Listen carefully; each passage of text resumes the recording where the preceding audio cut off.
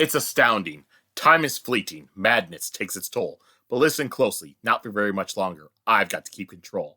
I remember doing the time warp, drinking those moments when the blackness would hit me and the void would be calling.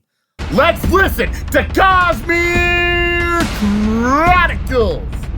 Again, the podcast we follow. Two, right? Two first-time readers, Justin Sheta, and we chronicle their journey through Van Sandson's Cosmic series. On today's episode, we'll be chronicling Mistborn, the Well of Ascension, chapters 12 through 16. And now let's throw it over to the host of Cosmic Chronicles. This is Joe. Why, thank you, Joe. Yep, once again, we're here for another episode of Cosmic Chronicles. My name's Joe, just like it was last week. And just like last week, we are joined by Justin Sheta. How are the two of you doing this evening?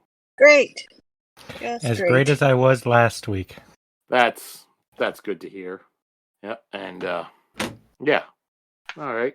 No witty banter or anything for us to talk Hell no. about, so we'll just go into questions of random shit.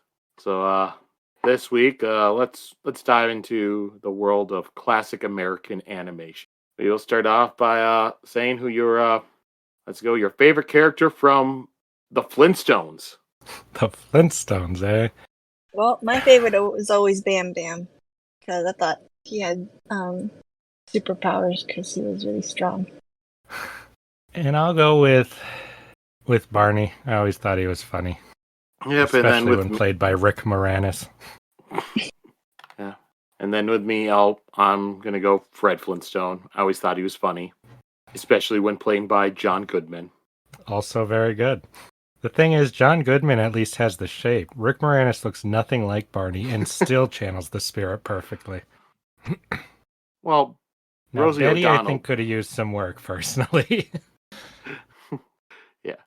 What was the name of Halle Berry's character in that? Oh, I don't know. She was like a secretary, right? I don't know the name. Yeah. Is the boss character a real character? Rockefeller? Yeah, he's Is always that had a boss. in the cartoon?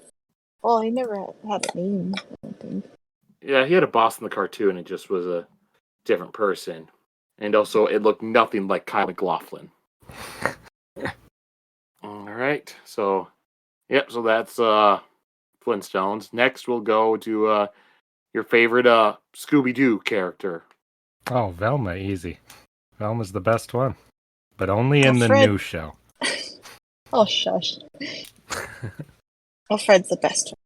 Especially when he's played by Freddie Prinze Jr. Same with Velma and her casting. Yes, when I was a kid, I always liked Scooby-Doo the most. Or Daphne.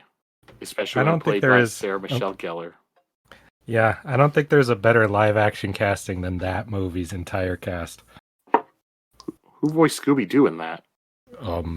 I don't think it was anyone famous. Wow. Wasn't it just the voice actor? Probably. Unlike in New Things where they just replace everyone with crappy celebrities. Yeah, because Velma was Linda Cardellini, wasn't it? Yep. Yes. All right.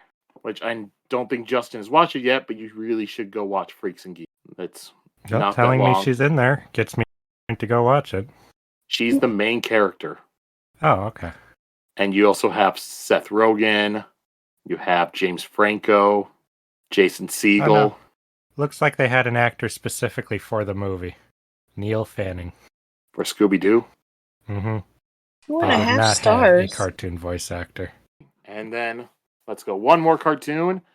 I guess kind of classic, but still newer, because because there's so many, your top 3 favorite Simpsons characters.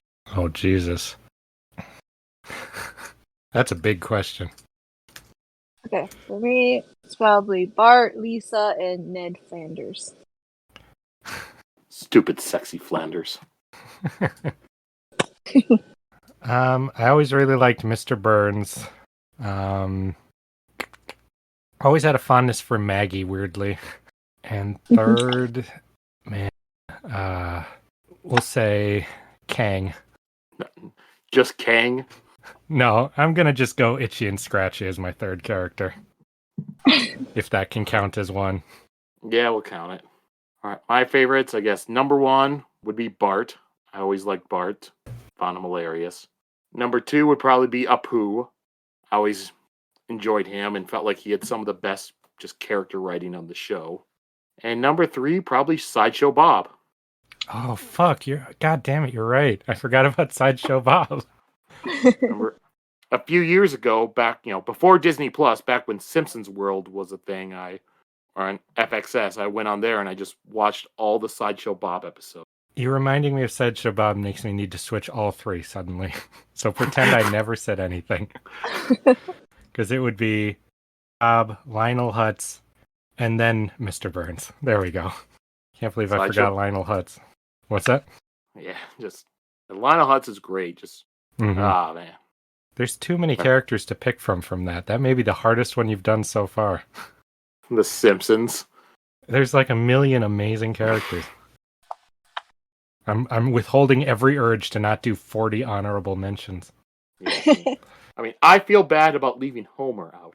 Yeah, the whole family being out. Yeah, but all right. Well, that's our random questions. So now we'll move on to recapping last week's chapters. And this time it's Justin's turn. Oh, God. Yeah, you do that every time, but you should have known because Sheta did it. Why are you surprised? I thought I did it last time. No.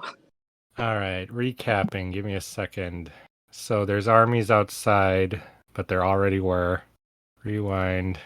I remember Vin in the mist confronting the dude, the spooky guy who's been following her. He said he was crazy and ran away. I remember Vin fencing Ham, or fighting Ham, and some bets were put on it. Yep, and then Spooks came back. He was in disguise. I think that's where it actually started. There's 2 armies. They saw another army showed up, I think is what it was, and then they saw a figure running out. Turned out to be Breeze. They were all very happy.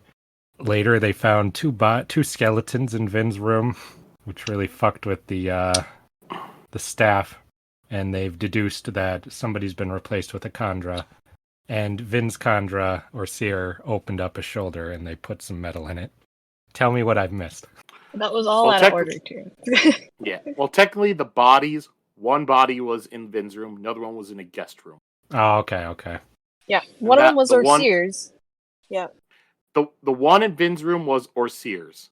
The one in the guest room, because that one was more well hidden, that one would be the secret con. Mm-hmm. And you also missed last week that Marsh showed up and took Sazed away to go to the Conventicle of Saren. Yep. Yeah. They're going to go confront Saren on Eden Prime. Yep. What class in Mass Effect would you consider Sazed? Sazed? I would call him a tech. Nope, Sentinel with some biotics. Yeah, I think he'd be Sentinel because he doesn't really specialize in one side or the other. I think that all the Terris are a little bit hybrid, what it sounds like. Well, that may be the dumbest question I've answered so far in this podcast, or Sheta's answered technically. Justin, you said that last week when we were questioning whether or not Vin could defeat a Reaper. The answer is no. Well, we haven't seen her push herself that hard yet. We'll see when she fights the deepness. I mean, she has Duralumin now. That's not going to help. All right. Well, we'll go into the chapters and everything. So, this week we went through chapters 12 through 16. And once again, I'll ask you as normal, how'd you guys think of these chapters? I actually enjoyed these ones quite a bit. It feels like we're actually starting the story now. A little bit of a recap on how powers work with Sazed's chapter, but I really feel like it's starting to move forward past the setup and recap phase. I mean, that makes sense now that I say it because we're in part 2, so I guess it's written that way on purpose. Yes, we're finally getting into the details of the mystery of this book. All right, so let's get right into it with we'll start off with part 2 of the book called Ghosts in the Mist. So chapter 12, Epigraph. It wasn't until years later that I became convinced that Elend was the hero of ages. The one called Rabzine in Klenium, the Animnosur, Savior.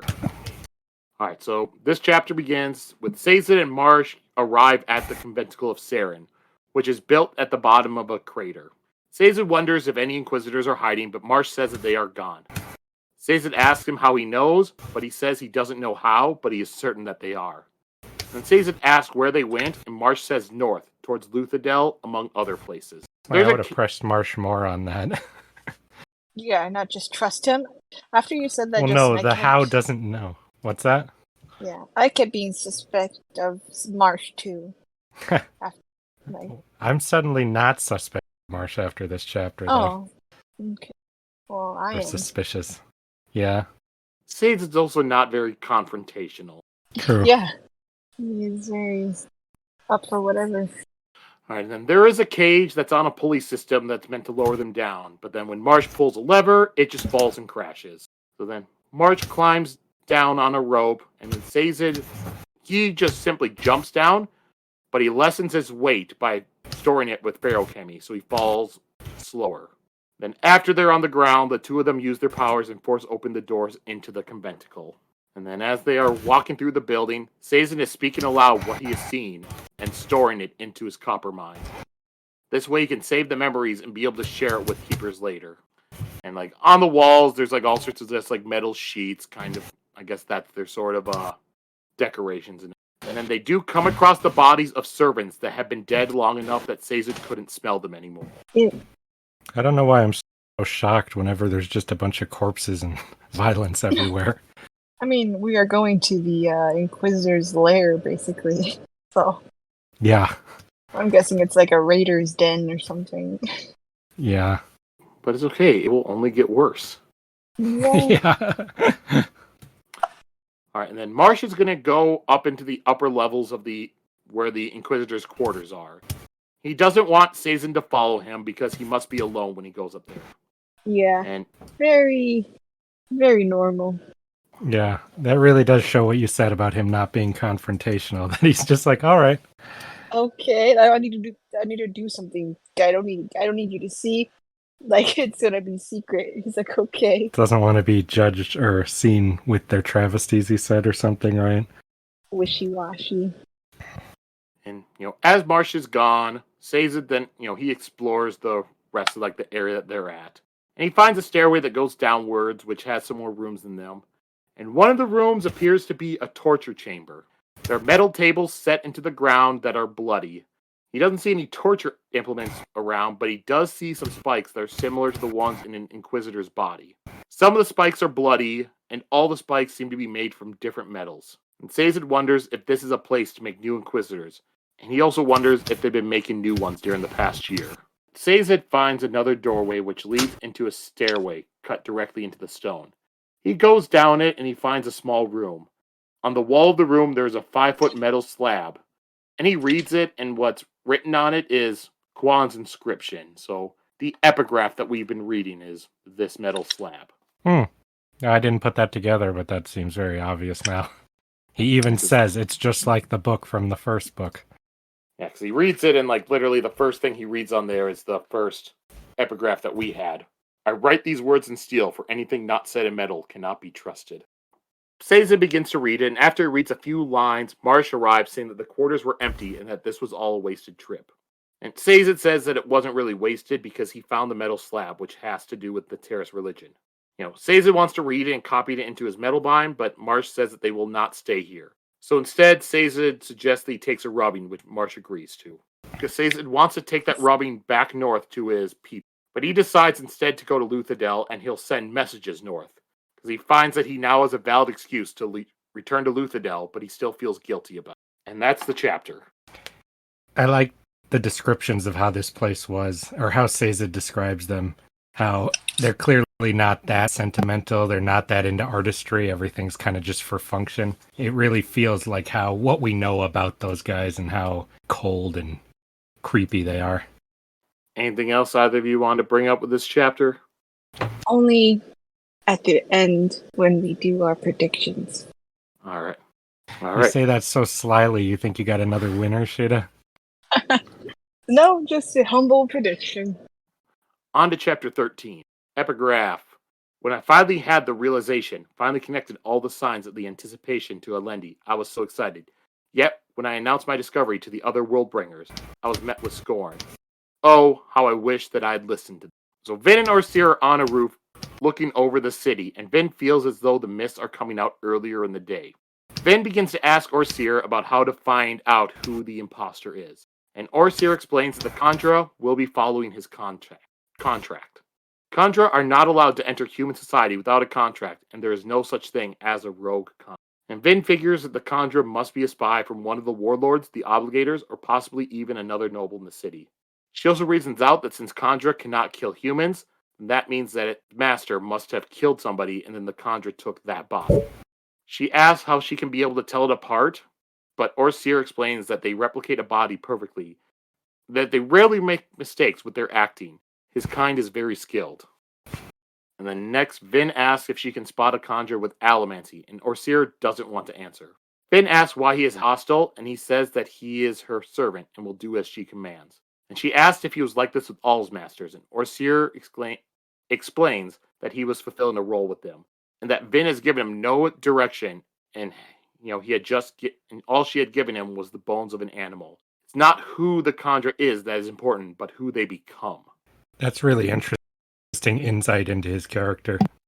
And I like how it seems to be something that frustrates him a lot, that she just seems to want him to be himself when he wants to be in the role he's acting. No, he's like a true actor. You're like, I'm just an empty vessel waiting to have a role or a part to play. That's the vibe I get too. All right, and then Vin tells him that she's not like other masters and commands him to tell her if she can use allomancy to spot a kandra. OreSeur answers that emotional allomancy won't work on a kandra. Vin asks if a kandra can use allomancy, and OreSeur says they cannot. Vin realizes that she can rule out some crew members if she is able to spot them using allomancy.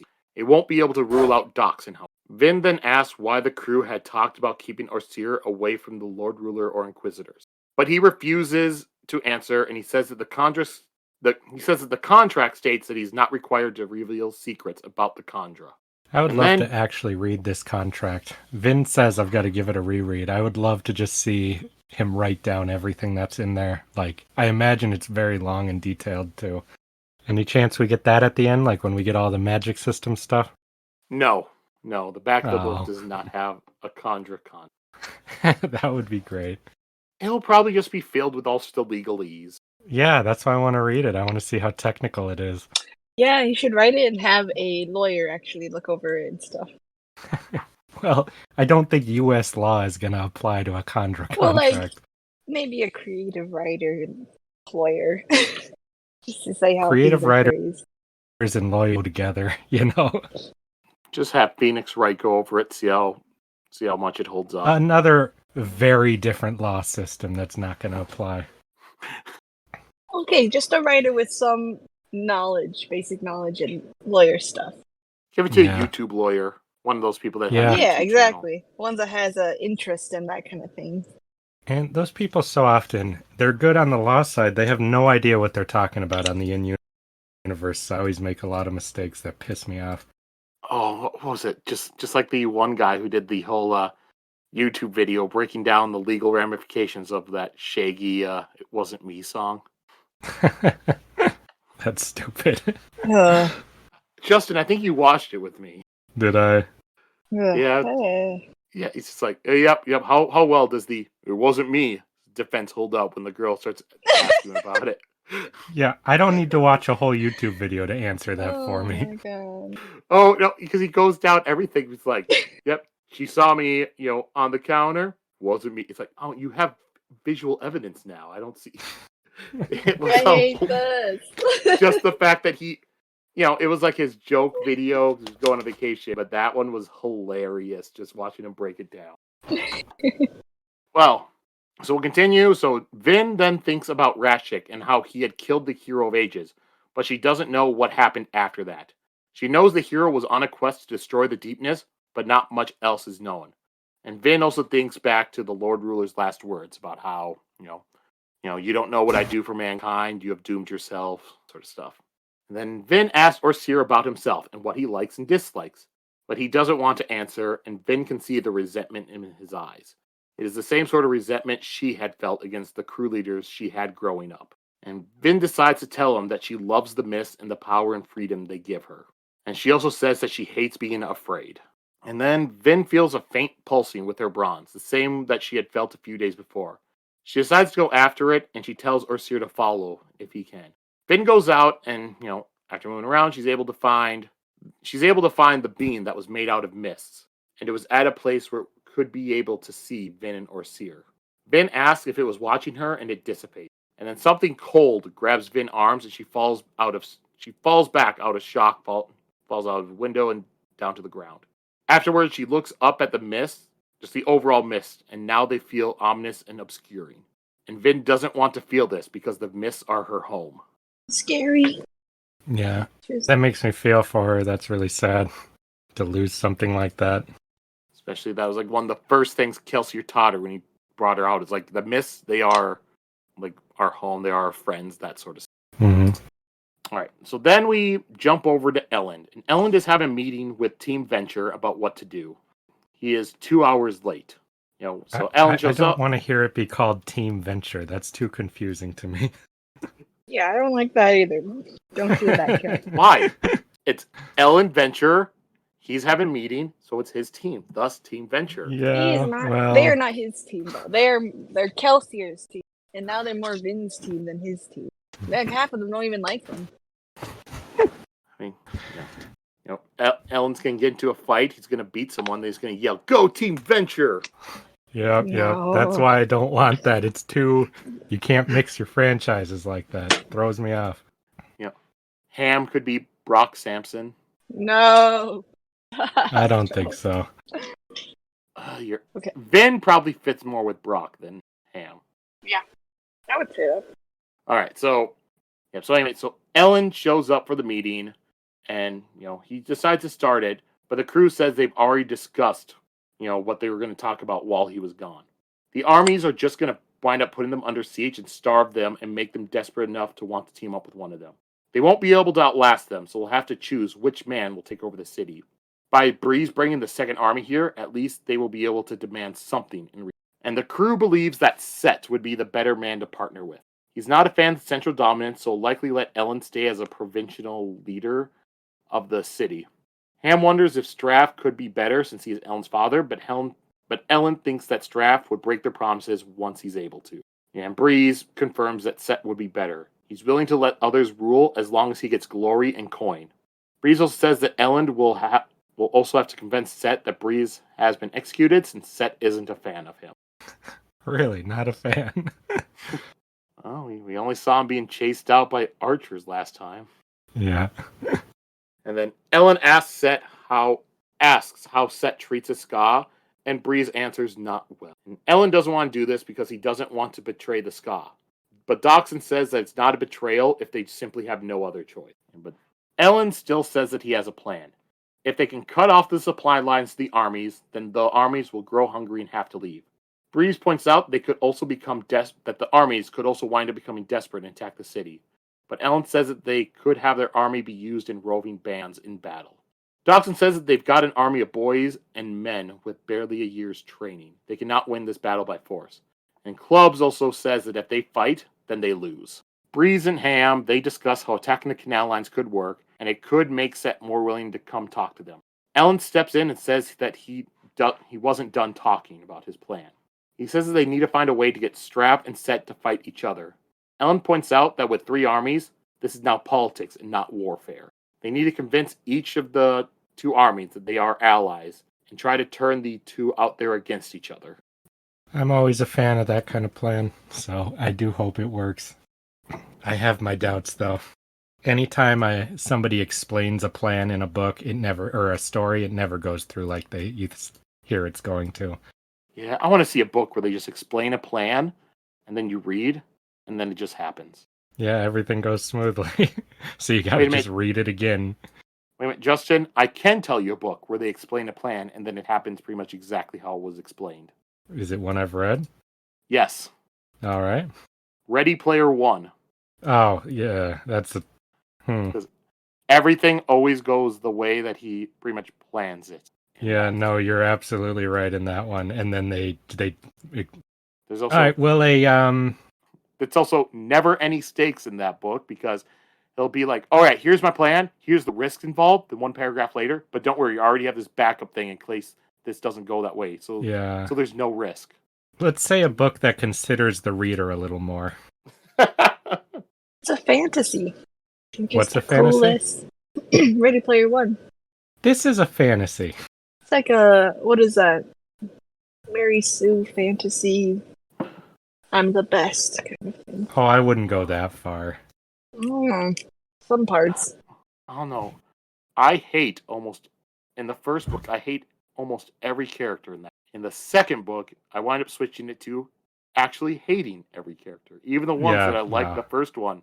He managed to make them more just detestable. Yeah, that second book's awful. Anywho, we can do our bitch about Ready Player 2 podcast another time.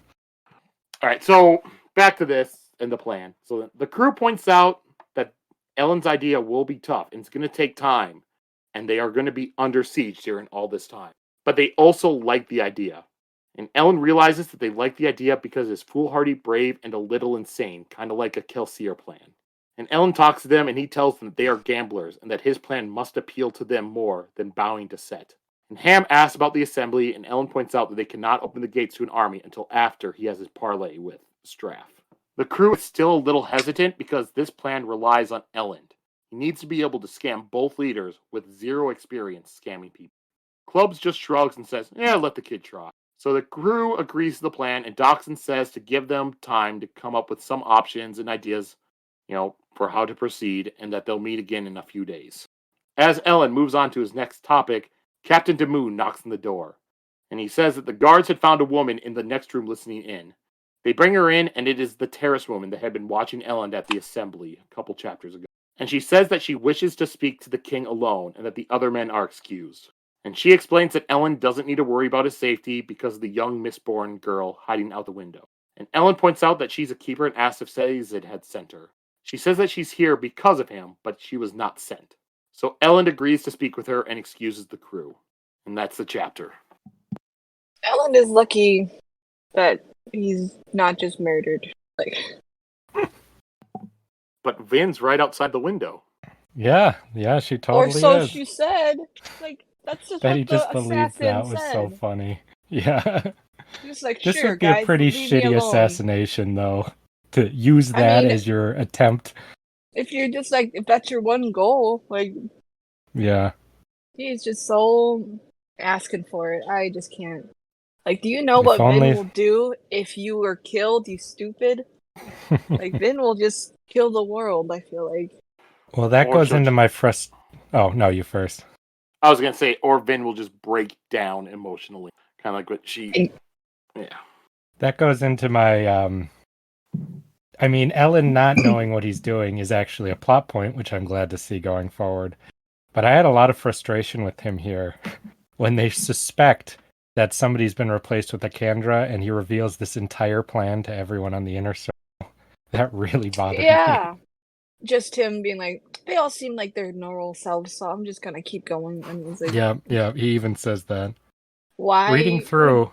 Oh, yep. It's why would you think that? You barely even know them, first of all. And then... he is just so... I just want to hit him in the head. So I'm very suspicious of everyone, and I'm looking through for evidence, and I found evidence that each of them could be the kandra in this chapter, which really scared me. Some better than the others. For instance, Doxson is the very first one to say, perhaps we should talk to Straff, if it's Straff's kandra. Subtle, but there, The second one is not very good, but it's Ham being like, yes, we used to do this, and the yada yada, and then saying, Ham wasn't one to usually share about his history, after he starts sharing about history. But the third one is the one I find the most compelling, which is, it's a joke. Breeze says, oh, this will be easier than getting Spooks to get me some drink. And he holds it up, and then Spooks hesitates, and then gets the drink, which we know that if he was it, then Breeze's ability wouldn't work on Spook. So if he hesitated for a second, it's because he didn't know, and then he followed. Those were my three teeny Oh. little I'm getting crazy and paranoid evidences of who could be the kandra. Because I feel like if it's one of these guys, the writer's going to drop a hint somewhere, you know. I don't know if they'd be Yeah. this subtle, but I'd be curious to see. So I've got evidence of all three right now, and I'm getting real freaked out where Elend is like, oh, I'm sure it's none of them, you know. Well, subtle hints are usually the best because that way on a reread, they're just so obvious to you. Yep. I feel like that's what I'm watching for as I read every part of these characters coming in now. I was only looking for evidence against Spook. Did you see that one I said, Sheta? No, I didn't think of that one, but I thought of the part where they're reminiscing about how Kelsier was, and then Ham says something, and then Spook also chimes in like, "Oh yeah, like I love the chalkboard because I was totally there too." Like, I felt like he chimed in to be a part of that, so that you wouldn't suspect him. Just stuff Man, it like could that. be either of the three. Right now, my evidence is pointing to Spook, though. We'll see going forward. Another thing I like with this chapter is that it's made to be kind of like a parallel to the Kelsier's planning chapter in the first book. Mm-hmm. Just Yeah, a I very figured big, that. just a very big difference where that one, Kelsier has command of the group, is able to come up with a plan and lead everybody. Here, Elend, everyone just keeps talking over him, keeps interrupting him, and being like, "No, Elend," and they keep coming up with all these problems with it. He was even like, "I wasn't finished talking." Like, that's so sad. Anything else in this chapter that you want to go over? No, I'm good. All right, so on to chapter 14. And yet, any who know me will realize that there was no chance I would give up so easily. Once I find something to investigate, I become dogged in my pursuit. It's funny to me because that's basically something Sazed was talking about earlier on the quest for knowledge. Yeah, I worry a little bit about Sazed, actually. You worry about him? He's getting a little bit obsessed, you know? Like, he's like a dog with a bone. Like, he's not gonna let it go. He's like, I don't know. I just worry. Yeah, but it's like more he has something that he like actually cares about and stuff, where before he was trying to give the knowledge and didn't really care much about it. Well, he cared, but he wasn't as passionate. It just sounds a lot like how Rashik was very sure, too. That's all. Like, and his guilty feelings. I don't know. All right, so the chapter begins, and the Terriswoman immediately breaks her bonds, and she also lets Ellen know that Vin is not actually outside the window. Oh my god. See, because my thought the previous chapter is, like, Elend, you're just taking that on faith that she's even telling the truth. But of course, as this is a book, I know the author is not like in a book that never happens where somebody would lie about that, you know. So I thought it was so funny when they followed up immediately with, "Yes, your suspicions were founded." Again, I smack him in the head. Well, so does she. So I'm sure you like this character. I love her. To be fair, in their like world, like Terrismen, just like they don't really have like a whole like Terrismen like assassins or violent thing. Yeah, true. Yeah, so then the Terriswoman, she chastises Ellen for his posture and that he slouches too much. As Ellen tries to object, she tells him that he needs to be more forceful. And then she tells him that her name is Tindwyl, and Sazed had sent her a letter telling her about Elend. And Tindwyl tells Ellen that he is not respected as a king. The assembly ignores his authority, and his own council makes plans when he's not there. He has good ideas, but he's not a good leader. She tells him that he has spent too much time in his room reading and not out being seen by the people and learning to rule. But she tells him that she will teach him. Now, she is a keeper, and her specialty is biographies of like former like kings and stuff back before the Lord Ruler and everything. After a little bit of back and forth, Ellen agrees to learn from Tindwyl. And she says that Vin has finally returned, and Vin enters the room surprised that Tindwyl knew that she was out there. Tindwyl tells Vin that Sazed mentioned her, and the two of them will speak soon in private. And then Tindwyl excuses herself. After she leaves, Vin says that she doesn't like Tindwyl, but Ellen says that she never likes anyone when they first meet. Ellen tells Vin that the crew agreed to the plan, and Vin replies that she knew that they would. Ellen tells her the crew's original plan was to get up the city and wonders if trying to keep the city is simply his arrogance. But Vin tells him that he cannot give up the city. She won't like what that would do to him. I'm with Ellen and Vin on this one. I don't think they should give the city up at any cost. Because everything they did here was to help free the Ska and free the people. If they just backed to some other asshole, there was no point in Kelsier's death or any of this, you know? Oh, I agree with that. So I'm glad to see them talking about this and thinking this way. They're really the young ones too. They have a little bit more like boldness, I guess, like of like the other guys, they're kind of older, more like pragmatic about it and stuff. But their youthful like belief in their beliefs and their hopes and stuff like that is, I think that's what sets them apart from the crew. Yeah. Also, the crew, they weren't really revolutionaries or anything like that. They're Yes, that's crew. what they didn't have the dreams. But Finn also thinks about it, but she decides not to tell Elend that she had seen the Mist Spirit again, since he didn't believe her the last time she had told him. And Vin tells Elend that she's worried, and asks him about what the Ministry had taught the nobles about the deepness. He says that it was a creature of some sort that nearly destroyed the world. The Lord Ruler traveled to the Well of Ascension and was given power to defeat it and unite mankind. And Vin notes that all the statues of it only shows the deepness as a twisted lump. And Vin thinks about how the Hero of Ages was supposed to go to the Well of Ascension and wasn't supposed to take the power for himself. He was supposed to give up the power and trust it to destroy the deepness. But Rashik had taken the power for himself. If he did that, then wouldn't that mean the deepness was never defeated? But then why wasn't the world destroyed? And Vin wonders if the deepness is also what caused the sun to go red and the plants to turn brown. And then Ellen asks Vin if she learned anything from OreSeur, and she answers that she knows that a kandra cannot use allomancy. And Ellen tells her that he had talked to all the crew members today, and he's convinced that none of them is a kandra. That's how you know one is for sure. Oh, you talk to them? Okay. That's good enough. The second that they know this big epic plan they have, Ellen is going to feel so fucking stupid. Okay, so I was going to excuse Elend for not knowing how good a kandra is, but he had one in his family. He had like a house full of kandra, so he knows how good they are. Yeah, but he probably doesn't know. He probably doesn't know how good they are, because he probably didn't know the person who it was. You're absolutely right. It is. I'm just saying. And he knows OreSeur. OreSeur is good too. Yeah. Yeah, but no one's good enough to fool Ellen, Sheta. Oh my god. I think the one thing we need to remember from this book and the last book is Ellen seems to brush a lot of things off and not worry about it. It's like, oh, Chandelaria? Oh, you're worried that she'll do something? It's nothing. Oh, a guy just fell through the ceiling, dead? It was just a spy. Oh, there's a kandra spying on us? Yeah, it's not one of these people. It's like, why are you so sure?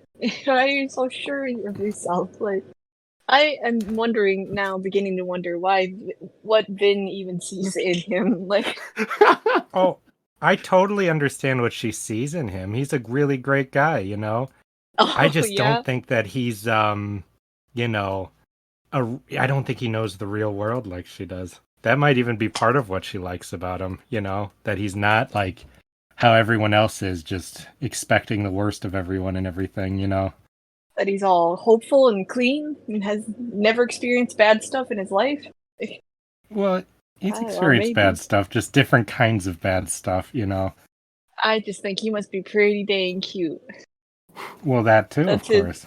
Vin's first crush, But also, you got to think there's a certain a big endearment to somebody who grows up in that noble society and isn't evil. That's a pretty unique person right there, I guess he must have a nice heart, like a guy. Mm-hmm. I think so for sure, because otherwise he'd give up the city immediately, Yeah, okay, he's a nice guy. He's stupid, but he's nice. Oh, he's not stupid. He is naive. That is for sure. Okay. I just am scared. I don't want him to get killed. Yeah. You're mad at him the way she should be mad at him? Is that what you're saying? Yeah, she is mad. She's like, he is just stressing Vin out. Like, Vin is like checking under the bed, like making sure he's alive, and he is just so careless. So. Yeah, but you saw earlier when he's like, "Come, Vin, let's just hug," she liked that. She felt like a little safe for like one of the few times, you know. She shouldn't. Right then is when someone's gonna stab him in the back, and then she's gonna be so traumatized. Yeah. Wait, they're gonna stab him while she's hugging him? Yep, she's gonna let go for a second, and the kandra will sneak up behind him and stab him. Or And then she'll be she's the like, "I kandra who will never." stab him. No, don't. That's stupid. She's gonna think, "Why did I ever let my guard down?" And also, Sheta, think about it. What were her other options anyway? There's Breeze, Clubs, and Spook. Or Elend. Kelsier. She Kelsier's could have picked Don't do Kelsier. that. I know, but I liked them together. Stop. Enough. You've heard how unpopular of an opinion that is, Sheta. Don't push people even further away. Well, it can't happen because he's dead anyway, so let me have it in my... The in answer my you heart. should have said was Spooks, because you wanted them together quite badly. I do. But I kind of want Vin with another Mistborn, so they could fly around the city together. That's why I'm sad about this mystery Mistborn, because it's not going to be dateable. The Watcher? Yes, the Watcher. Alright, so then they discuss it, and they talk about how Ham and Demu, they already know about the bones, and Ham was able to guess what the bones were when he saw them. So Elend says that those two should be able to sort through the palace staff and figure out who the kandra is. And Vin thinks that Elend has enough to worry about, so he doesn't need to worry about this. She thinks that if the kandra is a crew member, then her paranoia is going to come in handy in finding it. And then after She's right. Elend leaves, Vin looks out into the mists, and she tells it that she will not fear it, and she will find its seat. And that's the end of the chapter. Anything else in this chapter you two want? Oh, I'm glad Vin is being brave, facing the mist. That's why she's the hero. I feel like she's the only one who's worried about the mist coming in. She is the one that heard the Lord Ruler talk about it, but she seems to be the only one who's like, is the mist coming in early? I feel like it's getting worse and stuff like that, and noticing all this stuff. I think even though he didn't want to, Sazed's starting to pick up on it too, you know, even though he's trying not to. That's why I think he is the other POV character we have, because he's the other person who is picking up on the mystery threads. It's so interesting. You've got 2 armies outside your door. That's, a pretty big deal, I always think it's interesting in a story where you're like, I don't think that's the real threat or problem, Yeah. Everyone's like, what are we going to do about that army, or the 2 armies now? Yeah. It's like, I don't know. Fight them, I guess, or not fight them. Not my concern right now. So, yeah, pretty much I think the biggest example sort of that is like A Song of Ice and Fire. Mm-hmm. All the squabbles and stuff going on, while meanwhile the others are coming down from Yeah, but to be fair, in that one, most of the squabbles are their own fault. They could just not have. In this one, they don't really have a choice here. Who rules King's Landing? Does it really matter at the end of the day? It's high school politics. All right, we'll go on to chapter 15. I determined that Elend was the hero of ages, and I intended to prove it. I should have bowed before the will of the others. I shouldn't have insisted on traveling with Elend to witness his journeys. It was inevitable that Elend himself would find out what I believed him to be. I feel like this guy kind of repeats his points more often than the original hero guy. And the other thing you need to keep in mind is this is all on a big metal slab, so he has very limited space compared to the other guy who wrote it in a journal. So, he really shouldn't be repeating himself then. Unless he really has to make this point. Yeah, well, yeah. I wonder if he used a chisel like in the Flintstones. Chapter begins, and 8 days after leaving the Conventicle of Saren, Sazed wakes up and finds that Marsh is gone. He tries to follow Marsh's tracks, but the trail just gets lost in the air. Sazed waits for a bit, but Marsh doesn't return. So Sazed decides to leave and continue on his own to Luthadel. Marsh knows the way, he'll catch him. And then Sazed arrives later, at a village named Urbine, and he is surprised to find just goats wandering around with no herders around. As Sazed gets close to the village, he doesn't see any people around, and then he smells rotting bodies. When he spots the bodies, they lay scattered around the doorway to a hovel. Sazed checks the bodies, and they are at least several days old. And Sazed goes inside a hovel and finds that it is filled with dead bodies that had died of starvation and dehydration. After checking more hovels, Sazed finds the same in each. And then he hears a sound in one of them, and one of the bodies is actually alive. When Sazed speaks to the man, snaps awake, frightened. And that man claims that they ate all the food besides the food. He says they cannot. And he says that they cannot go outside because of the mists. They come during the day and stay for days or weeks at a time. Sazed asks why the man didn't leave, and he says that some did, but some died. Others got away, which surprises Sazed that the mist is killing some, but not others. Sazed tries to ask the man for more information, but the man says that it's time for food. Then he grabs an arm from one of the corpses and begins eating it. That's messed up. And Sazed needs to hurry back. He realizes that he needs to hurry back to Luthadel. So he uses his pewter mind to increase his strength, and he carries the man outside. And the man asks why the Lord Ruler abandoned them. He loved them, and now he's gone, and the mists hate and kill them. The man scrambles away from Sazed. And Sazed, just leaves him behind, and he uses his steel mind to increase his speed, and he moves on towards Luthadel much faster. There's the chapter. The part when the guy's saying, it killed some of them. Some of them were out there saying, come on, it's safe, come on. Made me wonder, is that even them? Or are, mist wraiths taking bodies out there all fucked up? We're going to have some kind of zombie army thing going forward. That reminded me of Kokotaiku, Justin. Oh, yeah? Where, they're just voices being like, come on, it's fine, you're safe. I don't think Water's that's the way it's great. going to be going, but that's definitely what I think of, because this whole thing has just been so creepy. Mm-hmm. And if you, the listeners, want to know more about Kokotaiku, just follow Profanity Beaver on Instagram or follow him on Patreon, and you can read all the back chapters. We're sneaking plugs in during now. Gonna have an ad break every few sentences. It'll be like a YouTube video. Oh God, no, thank you. Skip. Well, I mean, somebody's listening to this on YouTube, so sorry for them. But I don't think. Do you get ad breaks if you're not monetized, or is it only when you are? I think you still do. I don't know how it works for podcasts. I haven't actually listened to an episode on YouTube. Mm-hmm. I like this chapter because it just feels it's a horror movie chapter. Just like a warning of. This part was fucked up. Yeah. This Brandon Sanderson has a way of sneaking these horrific things into his books that seem so innocent and nice, and then something out of nowhere is horrific and I graphic. don't know why they feel innocent and nice. Both books we've read have had such horrific setups, Zombie City, where everyone's just infinitely tortured. World where a shitload of the population are slaves beyond the craziest ideas of slavery, Yeah, worst nightmare idea of that. Yeah, these are not nice, happy books, but I feel the same thing as you. Yes, they are. I'm like, wait, no, they really are not. Yeah, I don't know what it is. Yeah, it's just because it's not at the level of the extreme explanation of it, in First Law or Song of Ice and Fire. That's probably why, because you think, oh, those are the real dark, adult stuff. This isn't as violent, so this is for young teenagers. Well, I do think this is for, I don't know what it is. There's a nice little innocence about it. Whereas, as soon as I read Ice and Fire, I was like, this is a grown-up book. There's bad things in here, violence. Well, it starts with attempted child murder.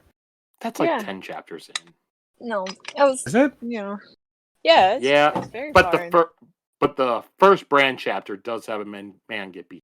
I was gonna say maybe it's because this one stars a kid, a young person, but it's that's Bran's chapter. He is an actual little kid, so it doesn't matter whose POV it is. No, I feel that Bran stuff, it is adult fantasy, but it still is easily can be targeted towards young adult. Like I said, the Mistborn books do have the young adult printing. I've shown you the covers for those. Yeah, the anime covers. That's Japan. Yeah, they target to new adult. Now we'll move on to the last chapter that we read today, chapter 16. Yes, he was the one who fueled the rumors after that. I could never have done what he himself did. convincing and persuading the world that he was indeed the hero. I don't know if he himself believed it, but he made others think he must be the one. So chapter begins, and Vin is in her quarters reading Elendi's logbook, and she's taking the pages out and separating them. OreSeur asks what she is doing, and Vin explains in a pretty confusing way as to whose journal she is reading. And OreSeur only vaguely remembers her mentioning it briefly, and he asks why she is separating it. And it's like Vin was like, well, see, this is the Lord Ruler's journal. Well, not the Lord Ruler's journal, the man who should have been the Lord Ruler, but then the Lord Ruler killed him, and yeah. She's trying to find information about the Mist Spirit, so she has 3 different piles. One is for mentions of anything supernatural, one is for any mention of the Mist Spirit, and one is for any mention of the deepness. The last pile was the largest, but he's also the least informative, because Elendi brings up the deepness, but never says much about it. And Vin is frustrated by this. She wonders if she is worried that the deepness has returned, and if it has, then what could she even do about it? Vin reads a section where Elendi decides that he cannot be mad, and Vin thinks that she needs to make the same decision. She had never worried that she was mad before, but she now sees some logic in Elend's argument that she is just overworked and tired. But she rejects that, and she believes that the Mist Spirit is real. And then we jump over to Elend, he's on the wall of the city watching Set and Strat's armies settle in. Clubs comes up to him and says that he hopes that Elend is up to it. Elend has made himself the focal point of everything. Neither of the kings out there have responded to Elend's request for a meeting, and the assembly has called another meeting, probably to bully Elend into releasing them from the proposal. Elend asks Clubs if he is a good king, and Clubs says that he's seen worse leaders, but he's also seen some hell of a lot better than him. Clubs says that a man is made by the situation, and that Kelsier himself was selfish until the pits nearly broke him. And Clubs says that he was sent up here to grab Elend for Tindwyl. So Elend goes to meet her, and he had talked with some other Terrismen, and her story checks out, and she's well respected by the Terris. And then we go to the meeting in a room, and Tindwyl says that today they will do something about Elend's clothing, and she also complains about his slovenly clothes. Elend objects, but Tindwyl tells him that a king commands, not argues. And she tells him he is no longer going to wear suits. They are at war now, so he will look the part, and she has him put on a white uniform. After Elend puts it on, he steps out, and Tindwyl sits him down and readies him to have a haircut. Elend objects again until he looks at himself in the mirror. He had always seen himself as a scholar and a bit of a fool, and he's easy to dismiss but difficult to hate. But the man with the uniform was different, and he was a man to be taken seriously. The hair didn't fit the new look, so he agrees, and she cuts his hair. Or she has an assistant cut. Thought that was a very mature thing for him to do there. He gets so attached to his look, I like him actually wanting to turn himself over to being a good king, because that's what helps the city, instead of letting his ego get in the way and being like, I want to keep my faux hawk or whatever he's got going, Ew. Yeah, I like that too. It's like a taming of the shrew. Like he is getting a makeover, and I really like it. I was hoping this when we met Tindwyl, and that Elend would get a makeover. And then after the haircut, Tindwyl has an assistant give Elend a simple wooden crown. She tells him that he will wear it in private and in public. Elend says that the Lord Ruler never wore a crown, but Tindwyl points out that the Lord Ruler never needed to remind people that he was in charge. So then Elend puts on the crown. And Tindwyl says that she has had 6 identical uniforms made ready for him, and he will wear nothing else until the siege is over. If he wants a variety, then he can change the color of the cape.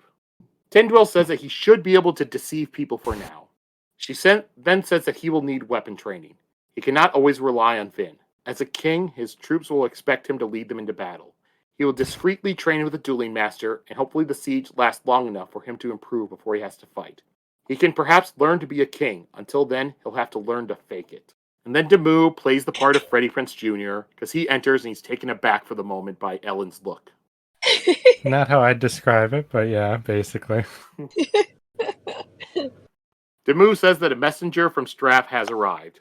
Elend asks where Vin is, and Damu answers that she's in her quarters, and then he leaves. And, then Elend asks Tindwyl what makes a king, and she answers trust. A good king is one who is trusted by people and one who deserves that trust. Elend nods, then he goes to find Vin. And that's where we end this week's chapters. I can't wait for the reveal. Do you think Vin's gonna like it? Actually, I hope she does, but I don't think she'll like it. Like Justin was saying, the things she liked about him were different. Like, she liked him before all that stuff. So she might not like it. I don't know. I think she's going to be kind of indifferent. Probably going to say you don't look like yourself, but at the end of the day, she probably doesn't care that much. Because when she was talking about him in the first book, she never ever was like, damn, he's fine. Like, that was never something that really came into account for her. I hope that, yeah, she likes him for himself, like his personality and stuff, but I hope that this look is gonna awaken something in her and be like, wow, she's gonna be like Freddie Prinze Jr. Finn's just gonna tell Elend, I want your babies now. I feel like that's not the kind of book this is, but that would be where I would take it. We don't know yet if they've taken their relationship to the next level. It's been like a year or two, hasn't it? Yeah, but Vin Or is like 16. How long has it been? It's been a year. No, she was 16. Yeah, no, come on. Of course they have. Vin's 18 at this point. Okay. Oh my gosh, they totally have. Yeah, come on, for sure. Elend has also proposed marriage. So that's kind of where the Maybe relationship's that's why. Maybe Vin's like, I want to wait till marriage. Well, until we get some confirmation, I'm gonna say no. What if Vin is pregnant? Then they could have a little Mistborn baby. I'm not engaging with these random wild speculations on whether they fucked and what the consequences are. Well, we have I was saying I want to wait for evidence, and then I was like, well, what would be evidence? If Vin is pregnant, that would be evidence. Because I just don't feel like Brandon Sanderson's the type to like write a whole sex scene in here and stuff. Yeah, I don't feel like that either. That's why we didn't see it. You are writing a totally separate book over there. One of those frickin' elf books. Or those fairy books, whatever they were. This is the court of Mistborn. Yeah, this ain't that shit. This ain't for, New adult Mistborn. Depressed young women to get their rocks off on. Hey, they're not depressed. Just bored. It's just going to be some of the romance books from the 80s and 90s with Fabio on the cover. Yeah. Alright. You ruined my excitement, Justin. Yeah, it was me who did that. Anything else from this chapter you want to go over? No. No. Alright, now we'll go into, all the questions and theories and stuff. Where did Marsh go? I think he's got like a calling to where the other Inquisitors are. Some kind of like primal thing.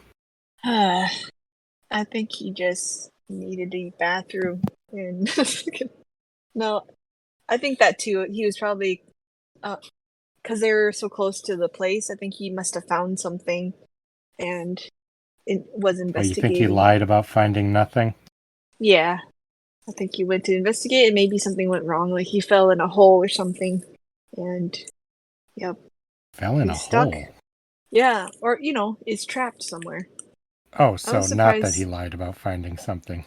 That he just fell in a hole. I think he left to go find something, and then something went wrong like that.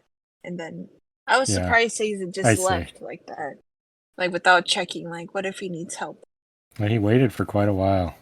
Yeah, but I was a little bit like, this is what happens when you just kind of let people do what they want to do, You don't go check it, you don't make sure he's okay or something. Alright, how is Elend's plan gonna be to, go to the armies and turn them against each other and all that gonna out? It's not gonna work because the kandra is gonna warn his father about it. I just thought that it was a little childish. His father's gonna see right through it, like, Like, I just feel like he's gonna go and be like, oh, all right, we'll team up with you. And it's like, and he'll just see right through it and stuff. His dad will just see right through it. I don't think so, because the plan's so crazy. Who would actually do that, I don't know. You think so? Well, I think I feel like, I hope it does, but I just... No, I don't think it will, but I think it would have at least half worked, if that makes sense. All right, and why did the mist kill some people but not others? I already said my theory about that. I think no, actually, that was my thought, but that's not my theory. My theory is, it has to do with the same thing that determines who's a Mistborn and an Allomancer and all that stuff. Some long racial thing from a long time ago. But I think the people who it's not killing are being like taken over by it. Like they're not themselves normally. Because I think it's weird for people to tell people or people in there to come out if people are dying. But I don't know. I've got no evidence for any of that. So It's not that too. Like, who was trying that? Some Mistborn Lord was trying that, like testing a bunch of ska to see like if they had powers or something, you know. yeah, And something like that. I wonder if people have an inherent, like it back in the day, kind of in their genes, the Mistborn gene that could awaken, and trying to snap them all. Like, I thought that too. So what, like the mist is trying to snap people? Yeah, trying to awaken them and snap them. But then I wonder why. But I think if they it does, left, it takes them over. I think they have a calling just like the Inquisitors to go somewhere, and so I think that once they snap, they just kind of start walking towards the Promised Land or wherever they've gone. I could agree with that. I think whatever's going on does also have to do with the Inquisitors. I think they know about it. And that's where Marsh is. He's just automatically walking over there. Or maybe he's going to infiltrate and do something without letting Sazed know, you know. Maybe he's not hypnotized. Well, I don't think they're hypnotized, but I think it's a calling, like a natural calling. Yeah. I'm saying maybe he's magically. not called. That's what I'm saying. Why not? Because I said maybe he's just going to investigate something that he didn't tell Sazed about. Okay. About whatever the Inquisitors are up to, you know, because he has been a bit cagey and dodgy about all this. Now that you've had a few more chapters to go over it, who do you think is the secret kandra? Well, my evidence is telling me Spook, from what I said earlier. I don't want to believe it's Spook. Do you want to believe it's anybody? I told you I want to think it's probably Spook's uncle. Clubs is the one I was thinking, but then I think it's gonna sadly be Doxson because he is the only one that's that doesn't have powers. Like if I was a kandra, that would be the smartest choice. I think it's gonna be Doxson will be a red herring. They'll suspect it's him because of that, because they'll narrow down the others. Yeah, I think so too. That would just be too. Is there another non-powered person? I said Doxson and. Well, there's a lot of people in the castle. It could be too. You know, we're only assuming it's one of these guys. If it's freaking Demu, that would be kind of disappointing. I really like Demu. Who's Demu? He's the head of the guards. He's yeah, a captain. Yeah. He's the one that found the body, so I'm like, it's what if it's Demu? But yeah. All right. Any other theories or predictions you two have that you want to go over? Sheta, you said you did. Oh yeah. Who is the guy writing the stuff in the wall again? Kawan. He was the guy who had. Yeah, so pretty much he was the guy who had, found Elend and said he was the hero of ages. But later he's like, wait, no, he's not the hero of ages. So he kind of betrayed him, and yeah. Okay. So my theory is that Kawan is the first one, or that he invented Inquisitors to fight him, and then I think he was the one who experimented with those, and somehow he made them to fight the hero. To fight What's that based on? Well, just that his text is in their area, their temple, the Conventicle. I mean, and I think that's true. It would be weird for them to leave that there when they're not very sentimental if he didn't have something to do with their order. Yeah, just that his history is there, so I feel like he must have been a part of that.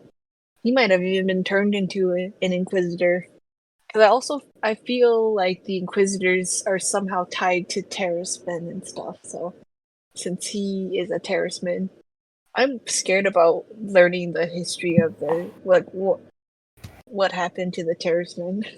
Because that's why I'm glad, just that we're following Sazed now, and he's our Terriswoman. I'm just worried about him and what he's going to find out.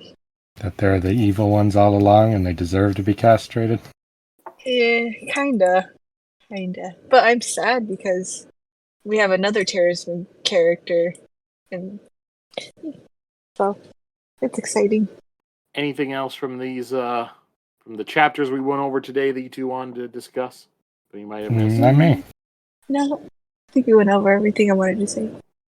All right, then we'll move over to our characters and quotes of the week.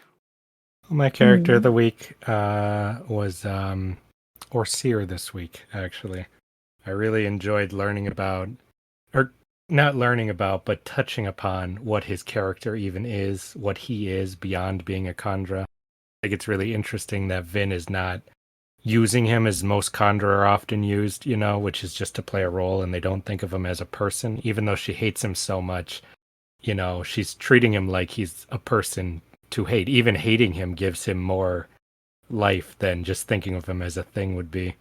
And I'm interested to learn a little more about why he's angry at her, why he resents her. And I think the idea that he wants to become a thing is very interesting. I'm just curious to learn more about that, because creatures like that, you don't usually get to learn their, quote, personality that much. So I'm excited for that. You know what I think is interesting about OreSeur is his arc is a little bit like Vin's from the first book, because she didn't know who she was either in the roles that she was playing and stuff. So I think that's just a more literal version. Yeah, where he's like, he wants to find, or he wants to know who he is and stuff like that, and it's making him all uncomfortable because now he's nothing. Now he's just a dog. He doesn't have a personality, and he seems like he doesn't want to think about that stuff too, like what he likes and doesn't like, Mm-hmm. It's a little bit. Well, yeah, I like that he has likes that he doesn't want to share. I think that's really interesting.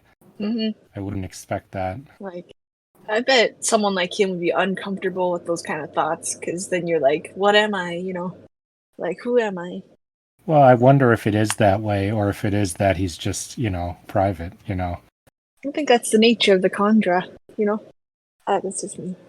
I like him too. I was gonna pick him too, but I think I might pick Tindwyl, because she's the only one yelling at Elend. So, I like her.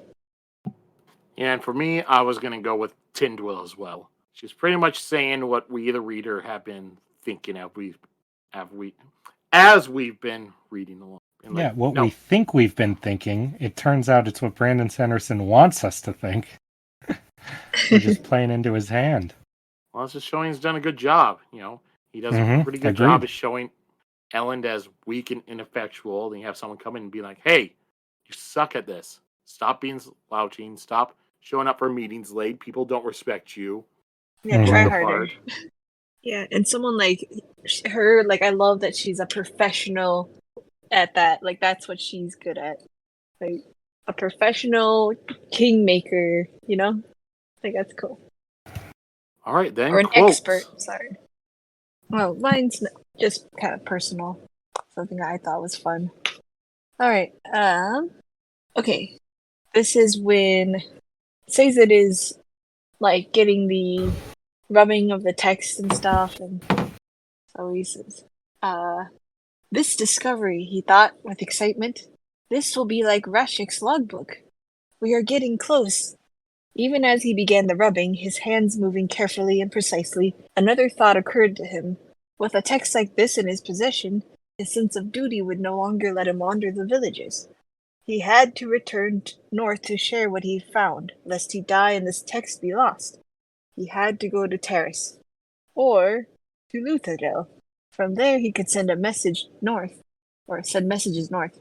He had a valid excuse to get back to the center of action, to see the other crew members again. Why did that make him feel even more guilty? I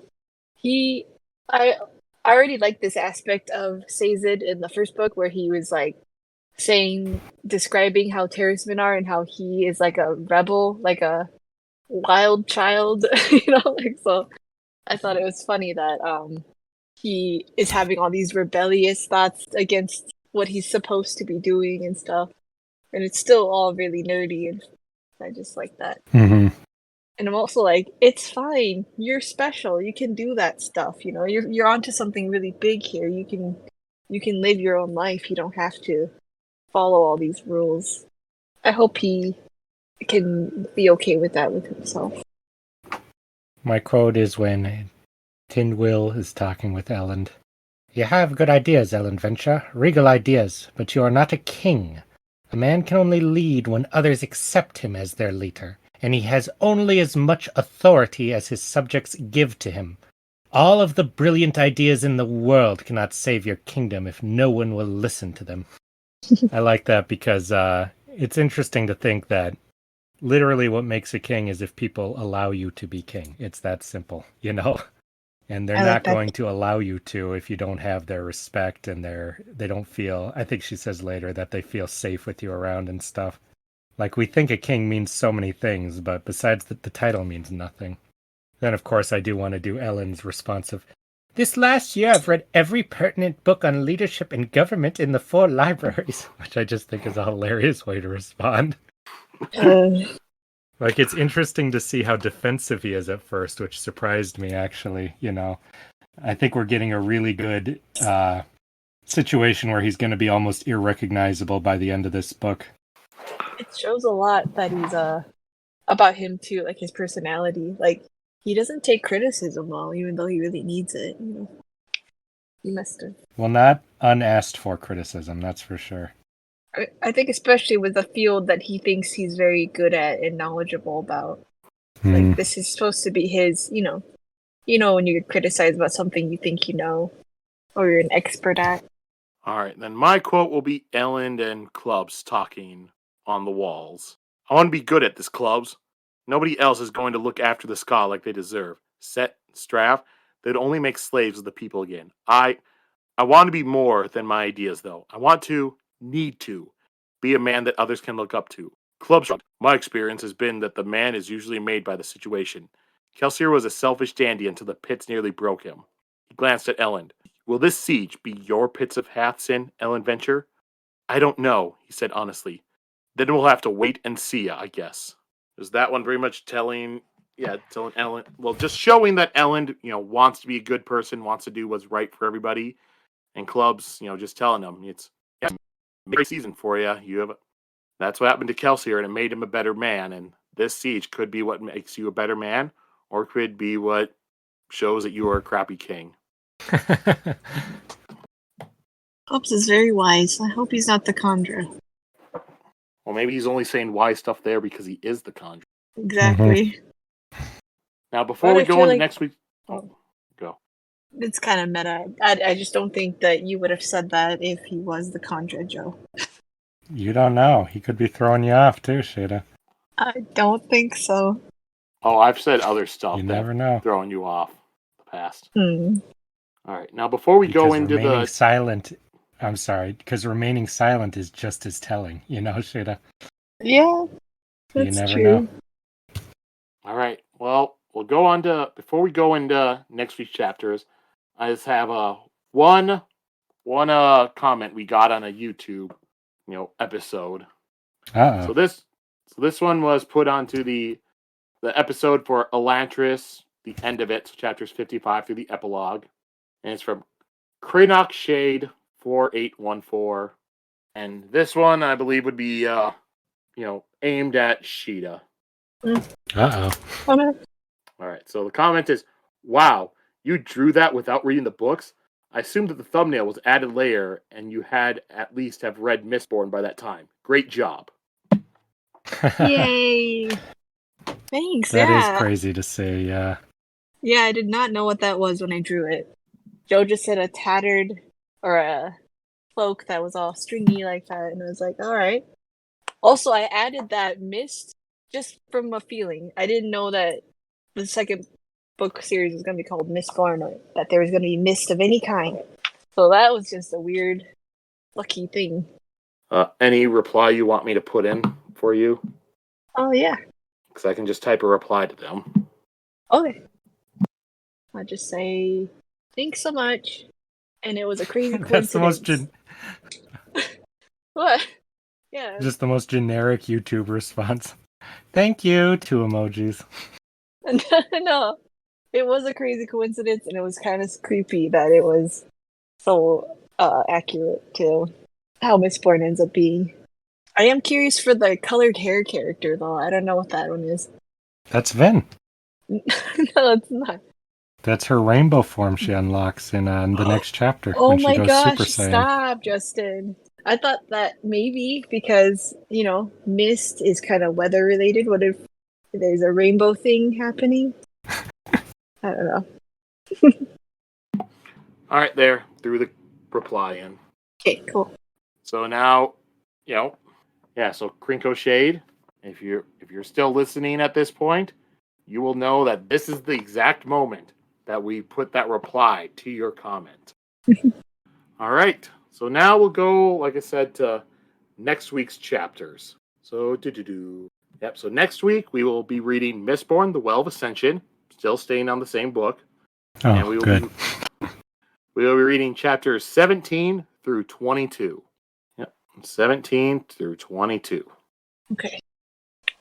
All right. Now, before we go into plugs, any last things you guys want to say? Mm. I'll take that as a no. All right. So Yeah, now, sorry, I couldn't think of anything.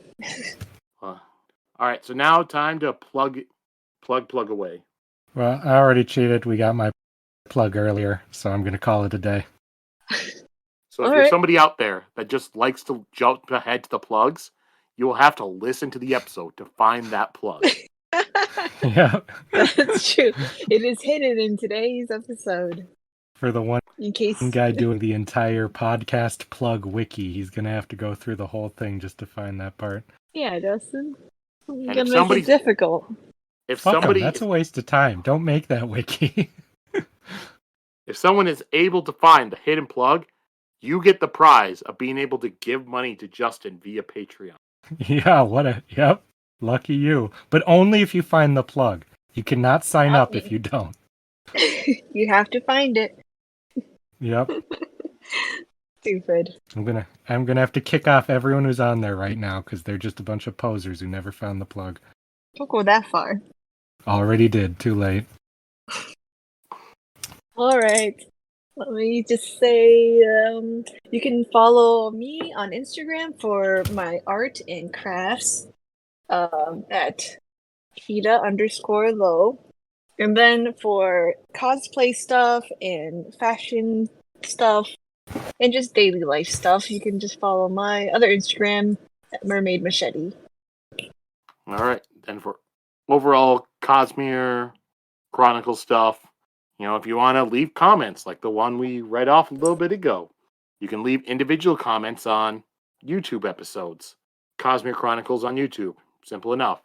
Or Spotify, I know, also has comments. If you listen to our podcast a different way and not on those, you can send an email to us, cosmerechronicles@gmail.com. Or you could also contact us via Key, a most ancient letter, formerly known as Twitter, at CosmereChron, CosmereChron. So any of those ways you can come into contact with us. And then lastly, if you want to leave us a review, that way it can help the algorithm get this pushed out to more people. You can do that wherever you listen to this podcast. A lot of them also lets you leave a review. That way other people, if they're contemplating listening to it, they can read the review and see what it's about, see what the podcast is about, and whether they want to give us a chance. Or if they want to get the hell out of there. Yeah, or you could always leave a review being like, fuck these guys, 1 star. Well, put in more information than that. I can't stand that Justin guy. Yep. I mean, it's like because I'm friends with billionaires, and he thinks that we're all murderers now. No, I mean, they just tried it out. That doesn't make them... I mean, yes, technically they're a murderer, but I'm just saying, you got that much money, you've tried things that a lower class man can't try without getting in trouble. That's all I'm saying. Yeah. What about morals? You don't... What are morals when you're a billionaire? The thing is, they're still going to have morals, but their curiosity at the limits of human experience, they're going to suspend them for a bit, kill somebody, and be like, well, that's not for me, but now I know. They're not like immortals, they're just normal people. Or they're like, You think I'm they're not bored with immortal? normal life. They're You not. think that they're not going to Oh. be immortal within our... They have experienced every sensation they could. Of course they're bored with life. Oh my gosh. And you think they're not going to be immortal within our lifetime? You know, Google is researching immortality. I'm not kidding. That's real. I'm telling you, they're going to outlive us all in this dystopian nightmare that we will all thankfully not be a part of. I feel like Justin should not have watched the movie Hostel. Yeah. Oh, all right. So we'll leave it on that bright and cheery note. Well, we'll go with another bright and cheery note. Everyone, just think of cute kittens and puppies and petting them. All right. So everyone, just go out there. As long as you're not allergic, go and find a cute animal to pet. If you are allergic, find a bald animal to pet. Or a bald old guy. Whatever suits your boat. And then and have Ask fun permission while you do it. first. All right, now two of you say goodbye. Justin, you first, so I can say goodbye last. Oh, goodbye. Justin, that's what I was gonna say. You have to say something stupid. You were going to say goodbye? Yeah, you just say That's your big one. like That's your big one. Yeah, You're You can say that- goodbye. that's- You're allowed to. That's been my thing this whole time. You can't just say goodbye. You cannot copyright saying goodbye. Fine. No. Good day. Yeah. There, you happy? Day. Good day. Okay, good. Don't do it again, Justin. I'm sorry. Okay. Bye-bye. And then she doesn't even say goodbye. God damn it. I did. I said goodbye. You said bye-bye. Yeah, some kind of version of that.